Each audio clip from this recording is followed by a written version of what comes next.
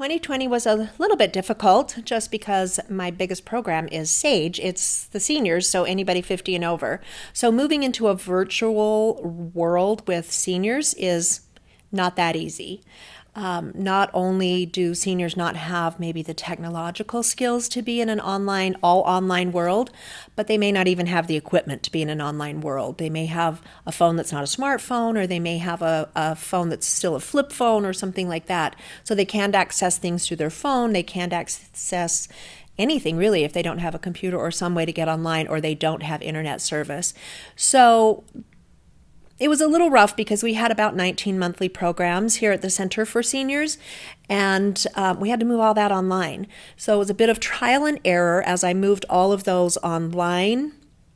I had to decide which ones were working and which ones weren't working, so it was a little bit of a juggling game all year long.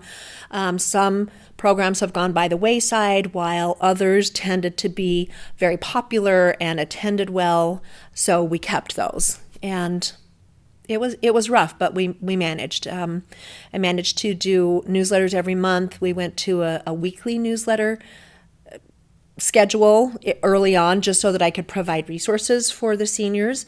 If they needed food bank, or they needed to know how to access stores that had senior shopping hours, or how to order groceries online. So those kind of resources. We've had people that have never had it before, so I set up 6 different kinds of technological help, and if anybody had any technical questions, so they can email, they can call, they can come into the center and we can debug their computers or whatever they need. We were able to give 20 computers away to 20 different people. On Veterans Day, we did a flag raising, and prior to that, we mailed out 55 veterans flags. So it is the LGBT flag, and it also has a soldier that is saluting. And we not only did the flag raising and the mailing out, but we had very close contact with people who are serving still or who have served in the past. And it was very memorable, and I received a lot of very heartfelt emails and tearful phone messages and telephone calls from people who received those flags, and it really made a big difference. I think it was amazing to be able to honor our LGBT veterans. One of the other things that we did during 2020 is we held an online holiday market, a craft market, and through that market, I partner with Clever Octopus, who is one of my long-time community partners, and we have had that market in the past all by itself. We did it here at the Pride Center, and we used all 3 floors, and we had a lot of vendors, and it was really successful. But this last year, of course, we had to change that, and so vendors were able to put their own site online, and we hosted their products, and people were able to buy it directly from the vendor, and it was extremely successful, and we were able to leave it up for several weeks and not just have the program for one day or that fair for one day.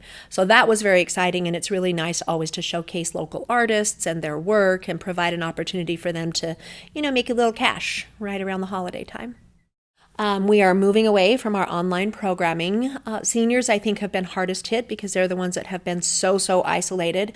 So now with most seniors being vaccinated, if that's what they choose to do, it is getting to be safer for us to go out in the world. So beginning on beginning on April 6th, we're going to move our walking group back outdoors. We're going to be meeting in Liberty Park, and we're going to be walking the park. I just had an in-person event in Ogden with my Ogden Sage satellite group. We did a movie night, and we are also starting a walking group in Ogden, and that starts on April 7th.